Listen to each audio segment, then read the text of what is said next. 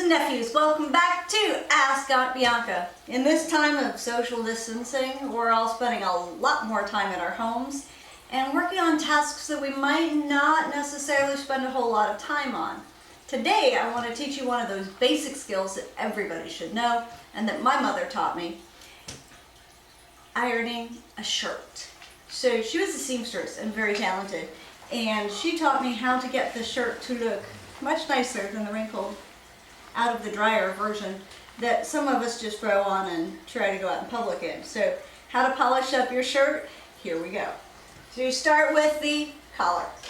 The collar is that nice firm crisp thing, and this one little edge doesn't want to, so we're gonna steam it a bit. Now this material is basically cotton.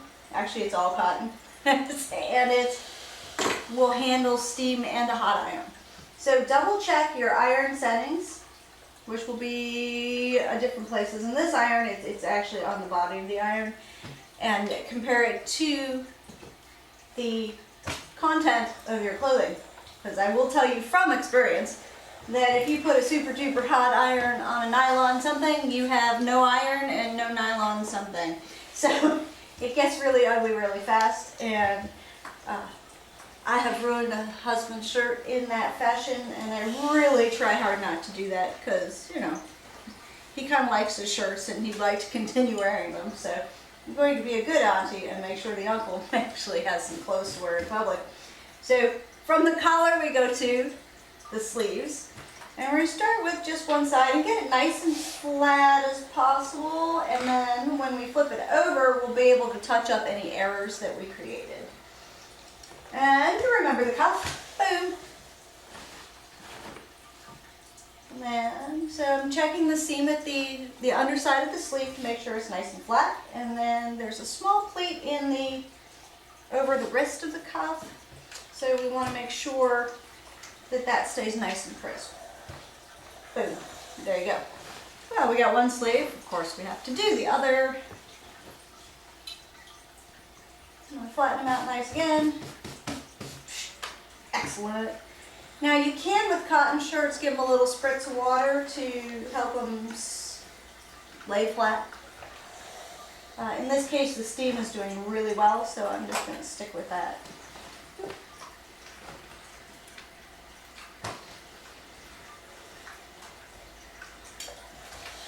There you go. Now that I got the peripherals all done, we're going to do the body of the shirt.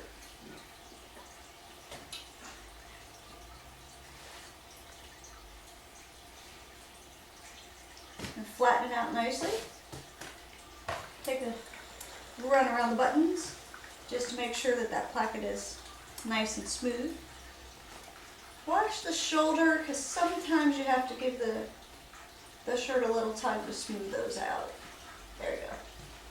And then, once you have a nice smooth, oops, now we got it. Now you have a nice smooth front, you need a nice smooth back. So, you slide through the shirt, ironing the back.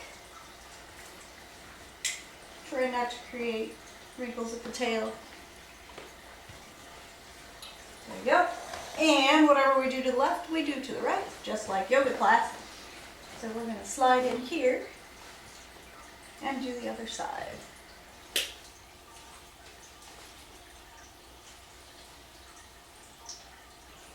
I'm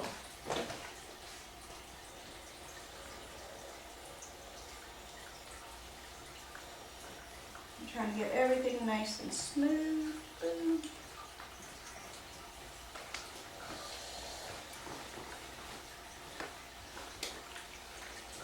Ironing's one of those meditative completion things. Once it gets nice and smooth and it's gorgeous, you kind of go, wow, that's so nice.